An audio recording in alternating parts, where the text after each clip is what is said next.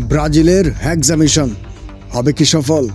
২৪ বছর আগে যুক্তরাষ্ট্রের মাটিতে ভেঙেছিল ব্রাজিলের বিশ্বকাপ খরা। এবারও বিশ্বকাপ ফিরছে সেই দেশেই। তাহলে কি ইতিহাস আবারও লিখতে যাচ্ছে নতুন কোনো গল্প?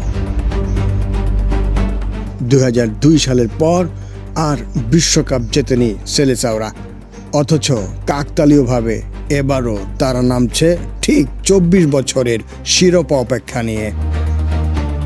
ফুটবল প্রেমীদের বিশ্বাস ১৯৯৪ সালের সেই সৌভাগ্য হয়তো আবারও ফিরতে পারে। তবে এবার সবচেয়ে বড় পরিবর্তন ডাগ আউটে। ব্রাজিলের দায়িত্বে এসেছেন কিংবদন্তি কার্লো আনচেলত্তি। চাপের মুহূর্তে ঠান্ডা মাথার সিদ্ধান্ত আর তারকাদের সেরাটা বের করে আনার দক্ষতাই তাকে করেছে আলাদা।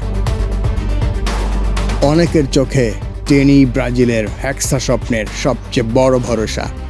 মাঠেও রয়েছে তারকার ছড়াছড়ি। Alisson, Marquinhos, Casemiro, Vinicius, Raphinha, অ্যান্ড্রিকদের সঙ্গে আলোচনার কেন্দ্রে থাকবেন নেইমার জুনিয়র।